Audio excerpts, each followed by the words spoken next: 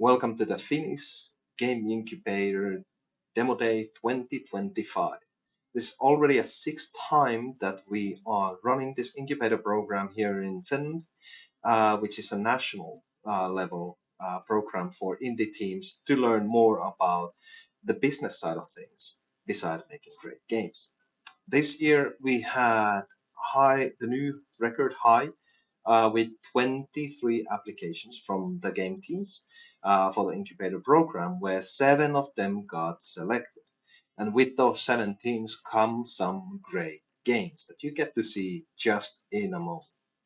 But besides seven great teams, we also had 12 amazing mentors and speakers.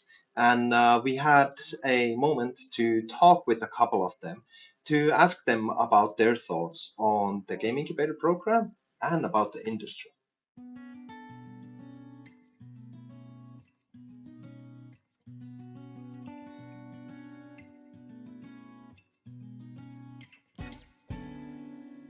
Okay, so what makes this incubator different than different programs that I've been part of or I know? I like the fact that you guys were inviting people for certain aspects of making a game. Like if it's promotion of the game, it's like giving a feedback on the game design, feedback loop in the game.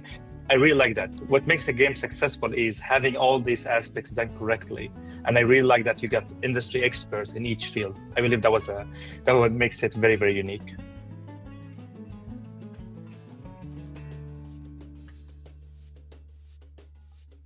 The biggest learning we can do in any journey, even as an expert super senior, is we don't know what we don't know. And that was the case when I was chatting with some of the teams. When I asked them, have you considered publishing your game on X platform? They were like, oh, we didn't know that even an option. My point is that we should always be open-minded, seeking knowledge and insights, and being ready to pivot, being ready to accept there's something we don't know and we should consider.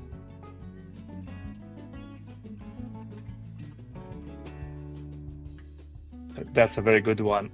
In my opinion, sometimes we get caught in game publishing, monetization, a lot of aspects of making the admin work to make a game function. And sometimes we forget why we start making games to start with. And I don't want that to happen to any game dev. Never ever forget why we're making a game to start with, why we make games, what is our message we're trying to deliver, why it's our root cause of the passion we're doing.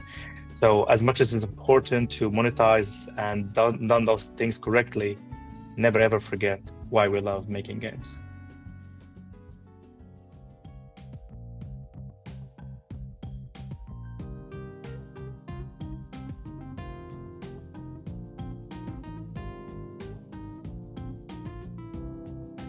From what I've seen recently, the biggest challenge for new studios is visibility and presence.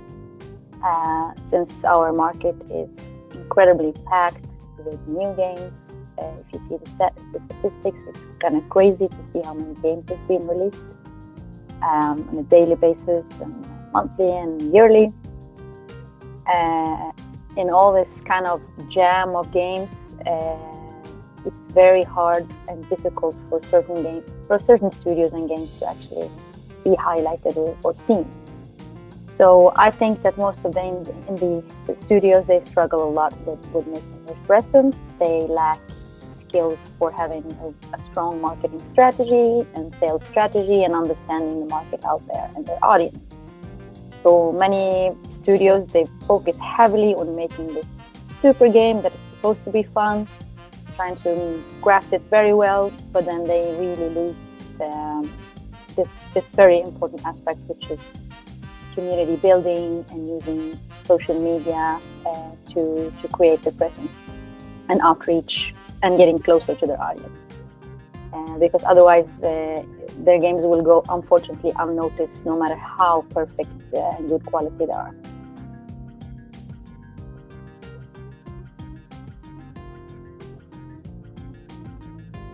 I think, again, since there's a lot of games and you want to stick out, you want to show yourself, I think indie developers should focus a lot on opportunities of doing a very specific niche genres. Like, for example, trying to create a unique gameplay experience that probably large studios might overlook this kind of stuff, because since you want to be since you are an indie studio, you don't want to do the same thing like the big studios out there do. So you have to differentiate yourself, and that's where the power of genres like cozy games, innovative roguelikes, and narrative-driven experiences. I don't know if you've seen the new game that became so popular, Dig a Hole, which was so crazy to see certain unique game concept could just pop up and make everybody wants to play it. So being different, being unique, doing something that the others are not doing. Also using, as I mentioned, the platforms like Steam, NetBeast, Xbox Game Pass, Discord, TikTok marketing, doing these, being unique and trying to make yourself seen by community. These two aspects are the most, those are the ingredients I would give to indie if I would want to give like a very valuable advice.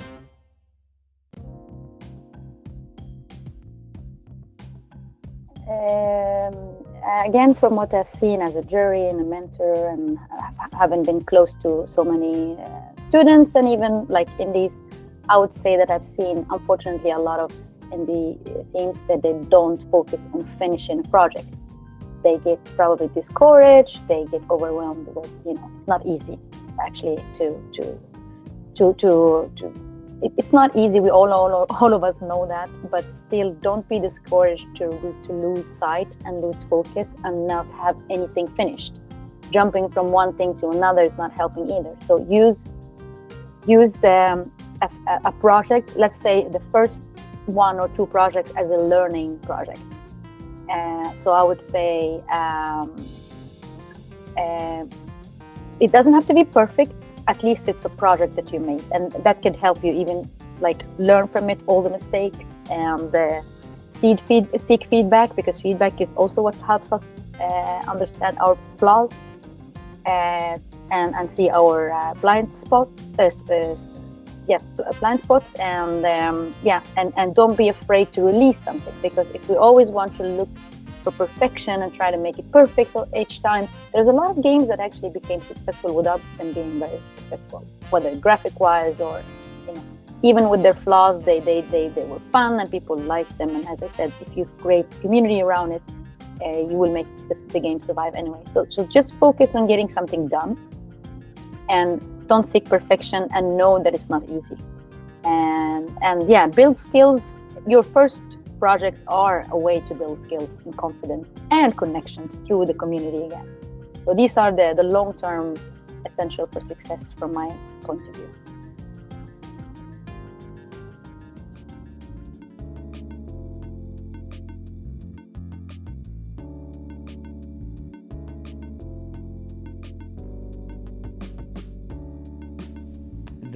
There's been a couple of things that have been extremely rewarding about it, and I think, to me, one is seeing what these new game teams are cooking up and the kind of creative stuff that they're doing, and just getting a feel for all the exciting and new stuff that's going to happen here in Finland, and getting to see that in early stages has been really cool. And then I think the other part of it is that we're kind of given the chance to help young folks find their footing, which was not something that we had the ability to kind of like rely on. There were some folks out there for sure, and we did have some help, but it's good to see that that's developing, and to be part of that, I think that makes me pretty dang happy.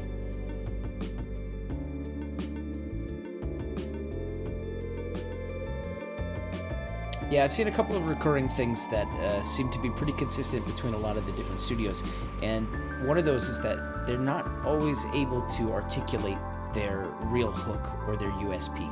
They know that maybe their game is fun, or they know that it's cute, or it's got a great art style, or that it just in general looks really good, but they're not quite able to really drill down what it is that makes their game special. And I think that that's going to cause a lot of challenges for folks in the future. I think a lot of them were able to do that by the end of this, but that's a thing that I think in general devs should work on kind of developing, because that core message, that core hook really trickles down into a lot of the other things that they do. And if you can understand what that is, then that can help you, of course, when you're talking to publishers or players or whatever the case may be.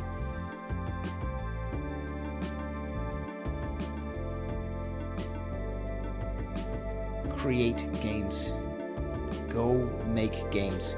Right now we have some kind of tough times in the industry, and I think the only way we really get through that is just by continuing to make really, really cool shit and not waiting for somebody else to give us permission to do that or to give us funding to do that or whatever it is. Just go make good games.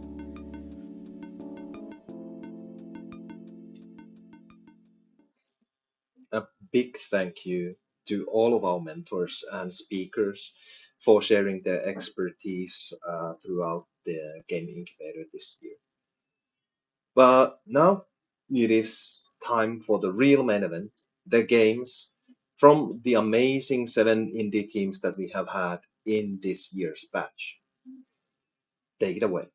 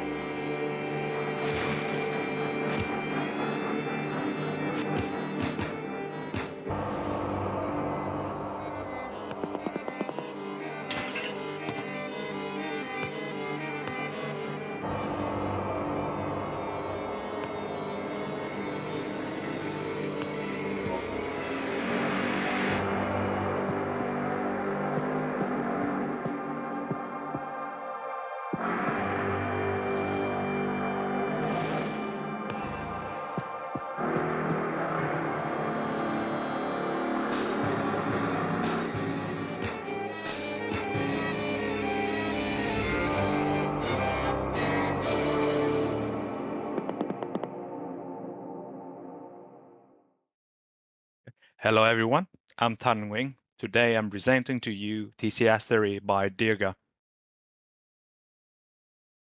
THYSIASTERY is a dungeon crawler RPG featuring traditional roguelike and turn-based gameplay rendered in a retro-inspired art style. The game will be released on PC and potentially port to Switch, and we expect the game length is about 15 hours for a satisfaction level. What are the features of the game? Our strongest USP is the retro-inspired art style of the game. There's teaching mechanic. Our character can teach skills to one another to build the best party in each run. There's turn order mechanic. Critical weaknesses, resistances impact how fast the character's turns come up. Moreover, we make sure to include classic roguelike gameplay such as party-based, turn-based combat, procedural generation area, randomly generated characters, grid-based movement, permadeath, exploration, and difficulty modifiers, and so on. We are a group of passionate developers who united a year ago at Espoo Game Lab and now continue at Finnish Game Incubator. We have one goal, that to make great games. Target audience and early traction. The game is perfect for people who love turn-based RPG, dungeon crawler, roguelike, and retro art style. At the moment, there are more than 4,300 wishlists. Majority of them are from Japan and the US. Demo is up on Steam now to gather more feedback about the gameplay and get more traction so we can deliver a friendly content of the game at launch. About market opportunity, we are thinking about $15 price point. Average price of games with Similar tax on Steam is $19. We forecast 45,000 unit sales and more than 360,000 euros revenue, obviously after Steam cut, within 24 months of launch. And about the roadmap of the game, THYSIASTERY is currently in the production stage. The team is considering going for early access in Q2 and full release after that, probably end of September, Q3, something like that. Here's a snapshot about state of the game and milestones. In terms of funding, we are seeking 100,000 euros in project funding or similar publishing deal to complete development. So that's it for me. Thank you very much for listening. If you are interested in THYSIASTERY, please visit our Steam page or DIRGAgames.com. Thank you very much.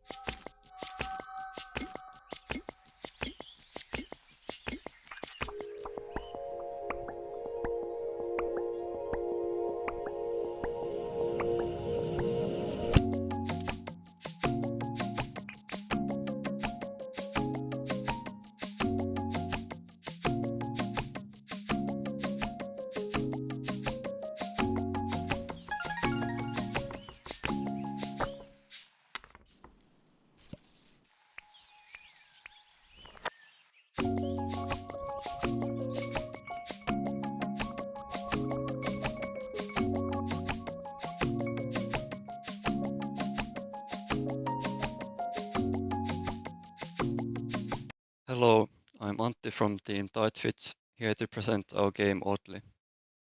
If you've ever come across the oddly satisfying loops popular on the internet, you know how mesmerizing it is to see all the pieces falling in the right places. In ODDLI, you don't just watch satisfying loops, you make your own through engaging puzzle-solving gameplay. ODDLI is a casual puzzle game all about creating satisfying loops. The goal of the player is to maneuver adorable toy-like characters around different grid-based levels. When one of the characters reaches their destination, it will loop back to where it began. When the player starts moving with the next character, all the previous characters will repeat their steps and move along with the new one. The game starts off simple, but the more characters there are on the map, the more difficult it will be to stop them from colliding into each other. We are developing ODDLI for both desktop and mobile platforms, hoping to reach a casual audience looking for a premium puzzle game experience. Our vision for the game is to provide the players with both a relaxing experience and the satisfaction of puzzle solving. Our approach to achieve this balance of challenge and tranquility is based on the core aspect of ODDLI, that there is no wrong way to play any level. Since the challenge emerges from the steps the players take themselves, the puzzles are whatever the players make them to be. We hope our unique approach to puzzles, as well as our focus on shareable content in the form of replays, allows ODDLI to stand out from the crowd of other casual puzzle games and attract a wide audience, both players looking to beat the high scores and the ones hoping to wind down after a long day. With our team of 5 people, we are currently working on a playable demo we are planning to publish during the Steam Next Fest this June, with the goal of a full release by the end of the year.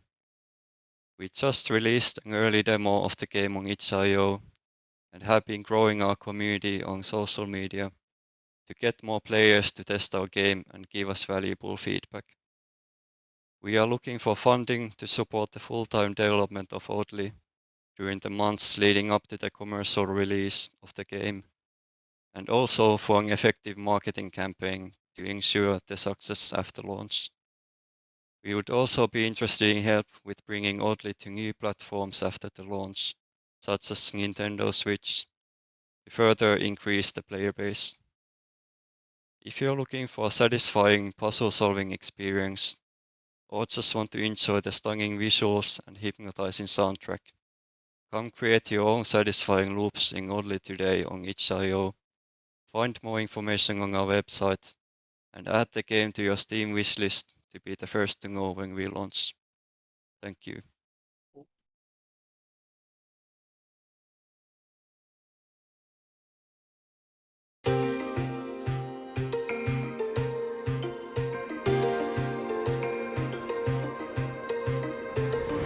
We've known only for a moment, but you give me hope.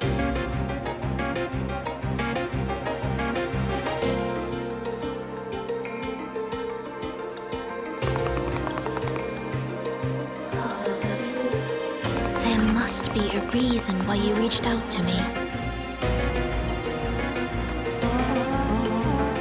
Even if I forget you are there. Will you still help me?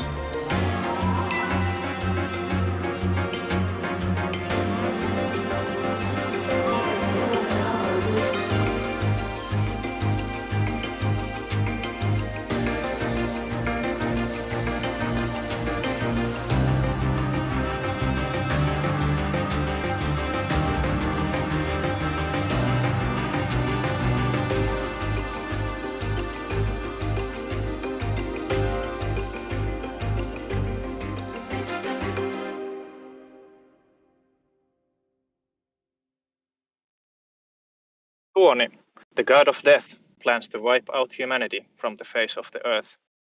Tytti, a fragile, emotionally limited fairy maiden, holds the power to stop him. In Twilight Ferry, the player helps the protagonist to navigate the afterlife, master human emotions, and ultimately confront Joni. As the player helps Tytti to recover her lost memories, she grows more capable and courageous, gaining strength to overcome the obstacles in her path. The gameplay of Twilight Ferry revolves around choosing Tytti's emotions. Let's say you make Tytti courageous so that she can traverse difficult terrain, or angry so that she can intimidate other characters during dialogue. The challenge is, while Tytti might unlock many emotions, she can only use 3 of them simultaneously. Over the years, games with a focus on mythology or unique storytelling elements have proven to be successful in the premium market. Our praised aesthetic direction is a take on a visual style recently popularized by the Japanese video game industry, which is mixing pixel art with physics-based lighting. We are competing against other similar titles with our unique visuals and personalized storytelling. Some characters of the game will slowly recognize the player as the human person they are, and we have exciting plans on how to break this fourth wall even further. Our audience enjoys playing on the PC and Nintendo Switch and appreciates authenticity and originality in the titles they buy. They seek for meaningful experiences in games, which we will answer with emotional discovery and personal growth. Our team has grown steadily from 2 people to now around 10 people over the last year. We are 2 leads, 4 developers, and 6 outsourced helping hands. We were selected by Interest to Veterans as the finalists of the EU-funded Espoo Game Lab program, during which we released a playable demo of the game. Ever since, we have been growing our community and network and collecting feedback for the next release. The next version of the game is currently in production, and we aim to release it on Steam as a demo at the end of Q2. Starting Q3, we are planning for a fully funded 6-month production cycle for the full release. We are currently looking to get funded and improving our marketing and community management efforts. In the future, we also want to have resources in localization and porting to other platforms, such as Nintendo Switch. Thank you.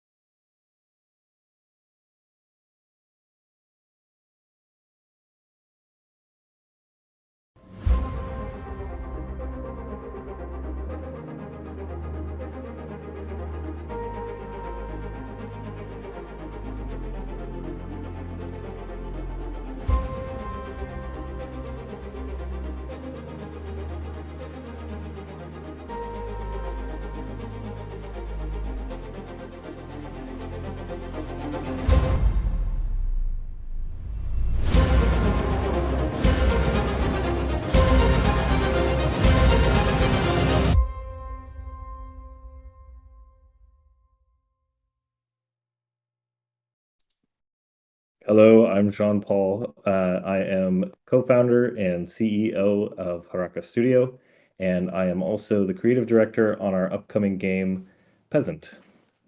This is the other side of the RPG genre.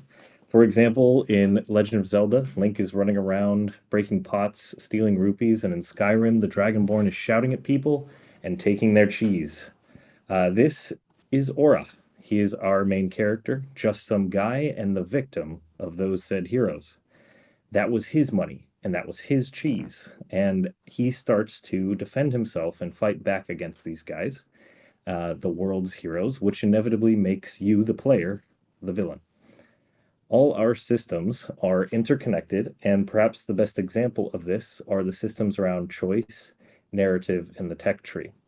My two favorite examples of this are the paths in the tech tree, steampunk and druidic, because the two of these are contradictory, and at a certain point, when you cut down too many trees to feed your steampunk machines, the druids will get mad at you, and you will no longer be able to progress in the druidic path, at least in that playthrough.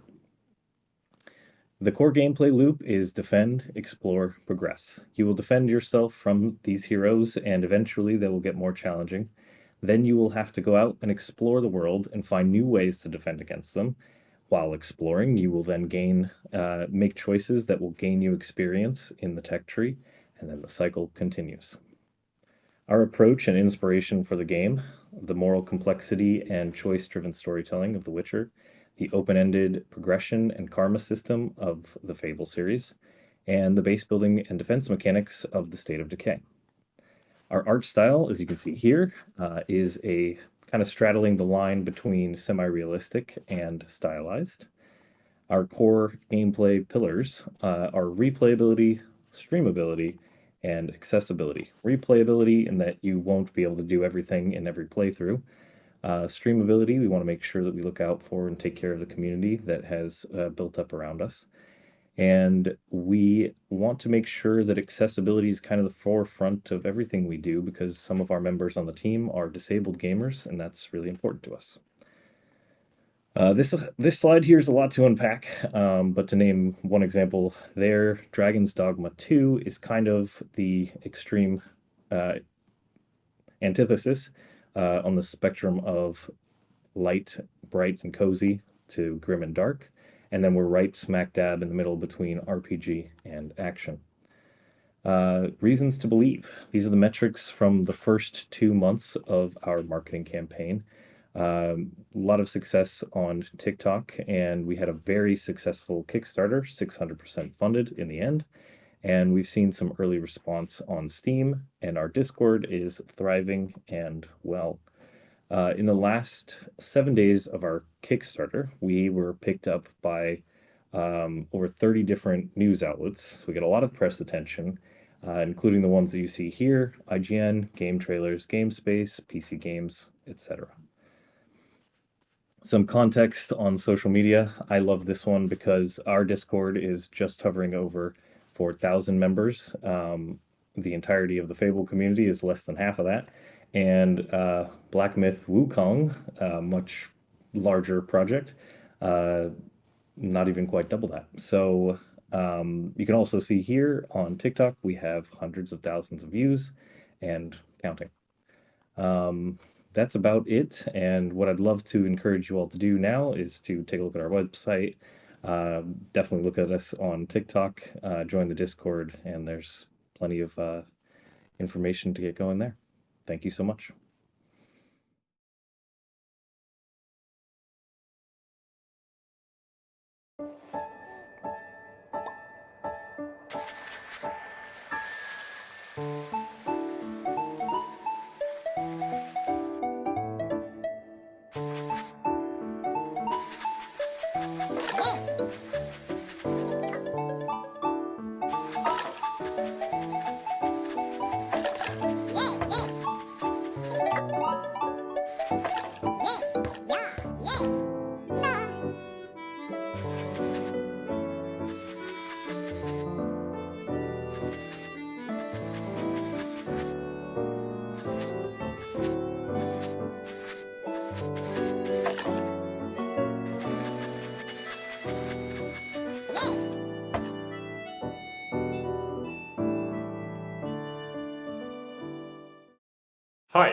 We're from PawPaw Games. I'm Joseph.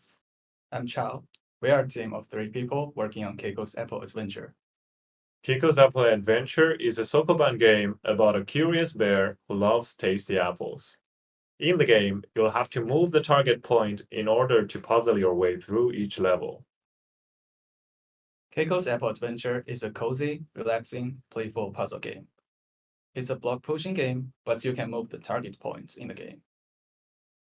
You will explore islands, solve puzzles, outsmart enemies, meet new friends, and find secrets. The game also has a level editor, which enables players to create levels and share them with other players. More about the gameplay. The objective of each puzzle is to move apples on the rafts.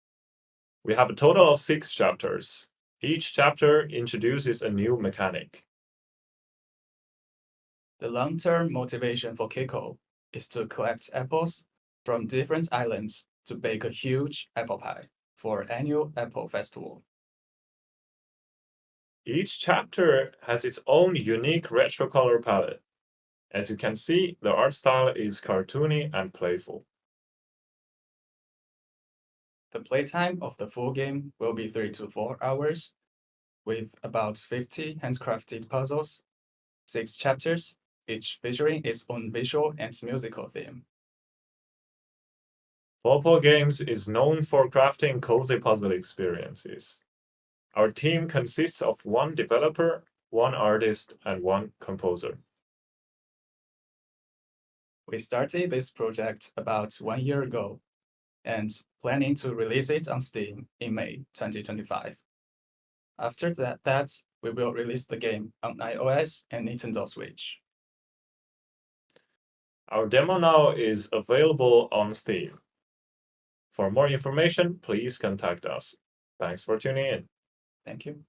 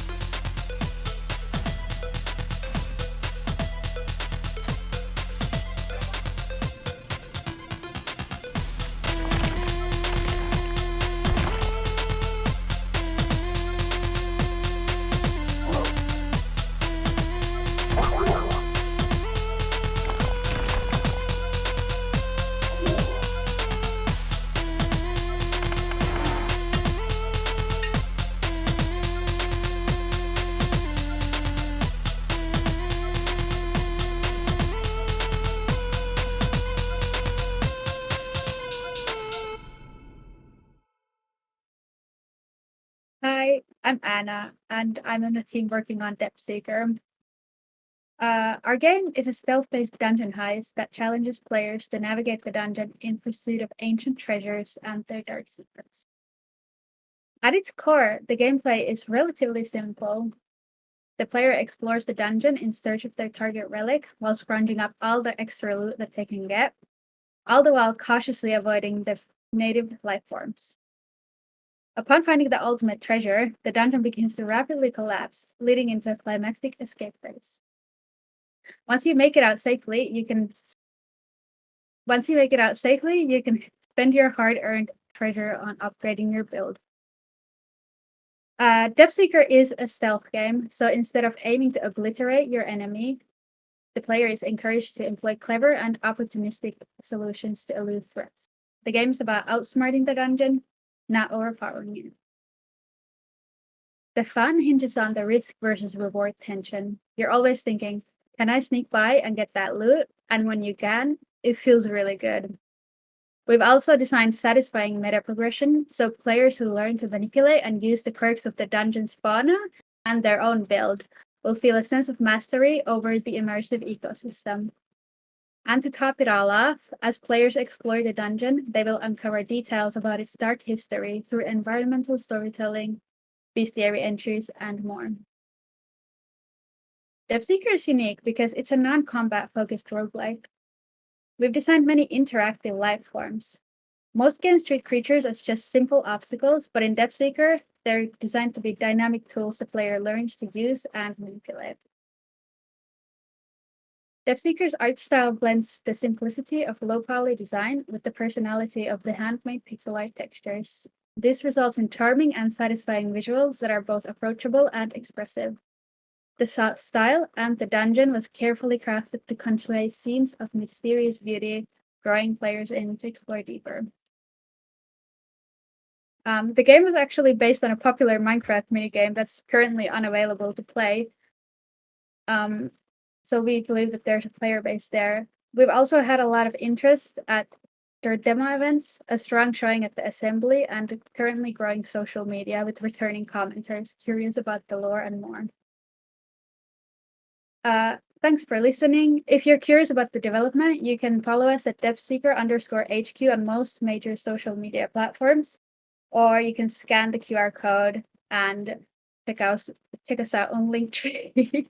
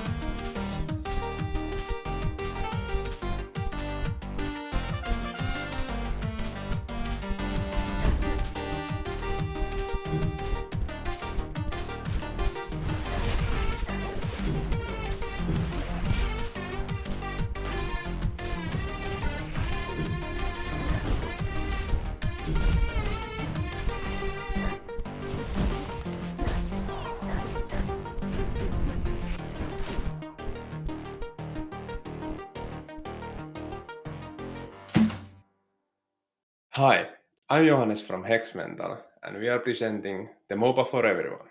Let's be honest, MOBAs are slacking at the moment. They are full of uninteractive gameplay, they are not beginner friendly, and they are full of boring, uninspiring objectives. But let's be fair, also the competition is sleeping. Only 6 games last year were positively rated MOBAs get released, and last year was the best year of them all. But you know what they usually say.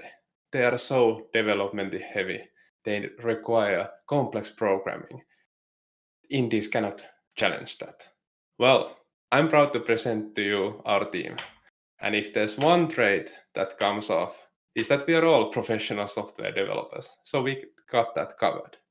So we are happy to announce to you Team Hexmental. It is a game in which you hunt treasures around the island.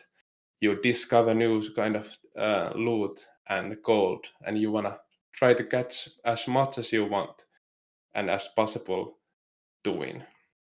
It's full of arcane skirmish.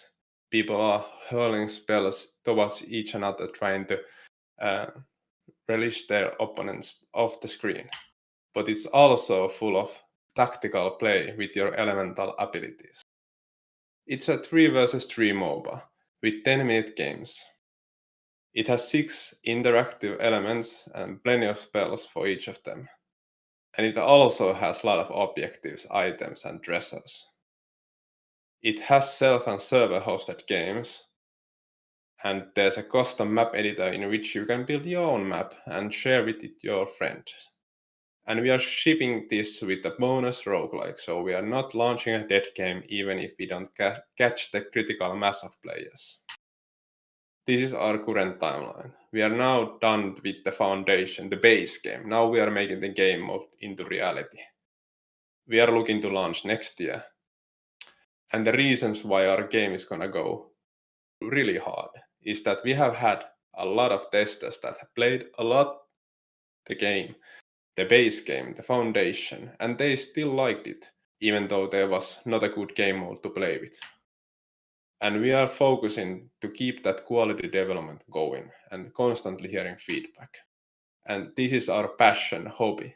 We are doing this alongside our day jobs, so we are doing this for the right reasons. If we are looking for a partner, we most definitely need help in marketing. We want to reach stars, we are not afraid of accidental success, and we are still trying to make it there with a small budget. Thank you. There you have it. Again, it's been an absolute pleasure to run another incubator program taking all the way here to Demo Day stream. I want to take the moment here to finish off with to thank again all of our mentors and speakers. Thank you, Alman, for being our partner to run this program. Thank you, all the teams that took part not only this year, but all these years before, and all the applicants as well. And I hope that I see many of the applicant teams going for another year and applying next winter. And thank you, everyone in the chat, watching this and being part of this tradition of the Finnish Game Incubator Demo Day. I'll see you guys again next year. So now, good night and keep making games.